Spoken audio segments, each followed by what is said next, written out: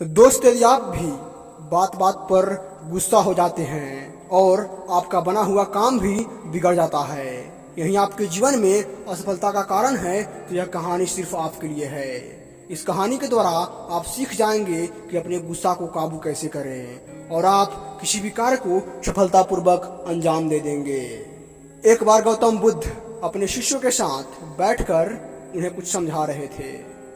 बुद्ध के सभी शिष्य बुद्ध को बड़े ध्यान से सुन रहे थे। बुद्ध और सभी भिक्षु यह देखते हैं कि उनकी तरफ एक आदमी बड़ी तेजी से आ रहा है और वह आदमी बहुत क्रोध में है और कुछ बड़बड़ा रहा है। उस व्यक्ति को देख गौतम बुद्ध के कुछ शिष्य समझ जाते हैं कि यह व्यक्ति कुछ गलत करने के उद्देश्य से ही गौतम बुद्ध के पास आ रहा है। इसलिए बुद्ध के दो शिष्य दौड़कर उस आदमी के पास चले जाते हैं और उसे रोक लेते हैं और उस व्यक्ति से पूछते हैं कि तुम कौन हो और किससे मिलना है। वह व्यक्ति गौतम बुद्ध के शिष्यों से कहता है, मेरे मार्ग से हट जाओ, आज मैं इस बुद्ध को सबक सिखाकर ही रहूंगा। उस व्यक्ति की बात सुन गौतम बुद्ध के शिष्य उस व्यक्ति को शांत कराने की कोशिश करते हैं, पर वह व्यक्ति शांत नहीं होता है।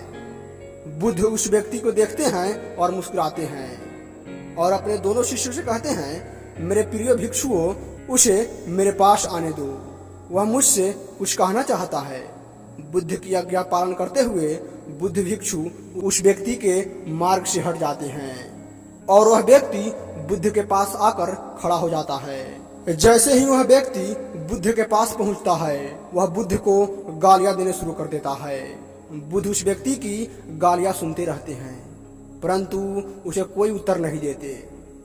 बहुत देर तक बुद्ध को गालियां देने के बाद वह व्यक्ति अपने मन में सोचता है कि मेरी गालियों का इस बुद्ध पर तो कोई असर ही नहीं हो रहा है। इसलिए उस व्यक्ति का क्रोध और भी ज्यादा बढ़ जाता है और वह व्यक्ति बुद्ध के ऊपर थूक देता है। उसके बाद बुद्ध एक कपड़ा उठा लेते हैं और थूक को पूंछ देते हैं। यह देखकर गौतम बुद्ध के सभी भिक्षुक क्रोध से भर जाते हैं, परंतु बुद्ध के बिना आज्ञा के वे अपना क्रोध प्रकट नहीं करता है। वह व्यक्ति दोबारा से बुद्ध पर थूकता है और बुद्ध दोबारा से फिर एक कपड़ा उठाते हैं और थूक को साफ कर लेते हैं और मुस्कुराकर इस व्यक्ति से कहते हैं कि मित्र, तुम कुछ और कहना चाहते हो।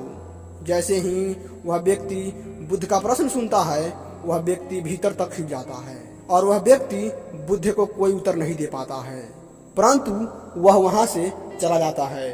बुद्ध के सभी भिक्षुओं के मन में यह प्रश्न होता है कि उस व्यक्ति ने बुद्ध का इतना अपमान किया, लेकिन बुद्ध ने उस व्यक्ति से यह क्यों कहा कि वह कुछ और कहना चाहता है।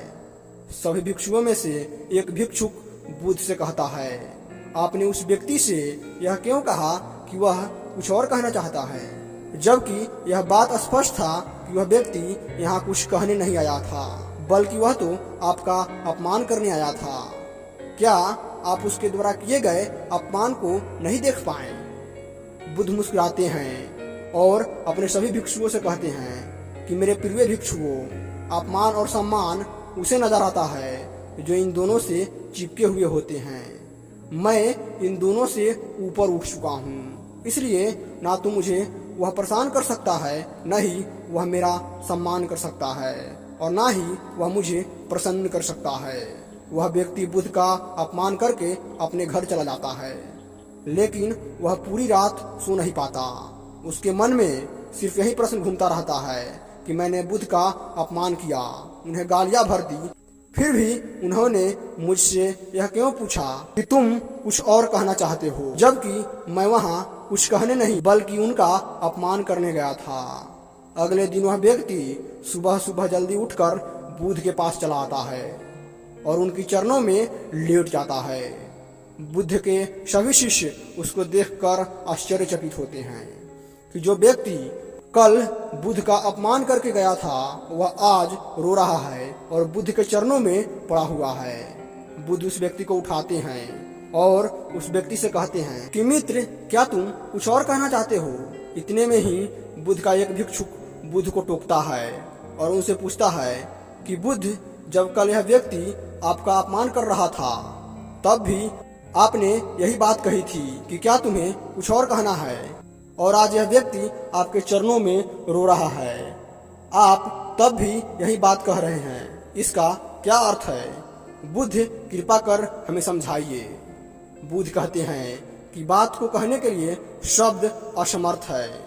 कल भी यह व्यक्ति मुझसे कुछ कहना चाहता था पर शब्द असमर्थ थे, इसलिए क्रोध में आकर उसने मुझ पर थूक कर इसने वो बात मुझे कहने का प्रयास किया और आज भी असमर्थ है। इसके आंसू कह रहे हैं जो यह कहना चाहता है। इसके बाद वह व्यक्ति बुद्ध से कहता है कि बुद्ध मुझे क्षमा कीजिए, मैंने आपका अपमान किया है। बुद्ध कहते हैं कि तुम्हें क्षमा मांगने की कोई आवश्यकता नहीं है, क्योंकि क्रोध भी तुमने ही किया है और पीड़ा भी तुमने ही पाई है। इससे तुमने दूसरे किसी का नुकसान नहीं पहुंचाया है। बुद्ध अपने सभी भिक्षुओं और उस व्यक्ति से कहते हैं कि क्रोध जलते हुए अंगारों की तरह है जिसे हम अपने हाथ में पकड़ते हैं किसी और पर फेंकने के लिए, और सर्वप्रथम उस अंगारों से हमारा ही हाथ जलता है। इसलिए हमें क्रोध नहीं करना चाहिए। क्रोध करने से हमारा ही नुकसान होता है। इससे सामने वाला कुछ देर के लिए नाखुश हो जाता है, लेकिन इससे सबसे ज्यादा नुकसान हमें ही उठाना पड़ता है।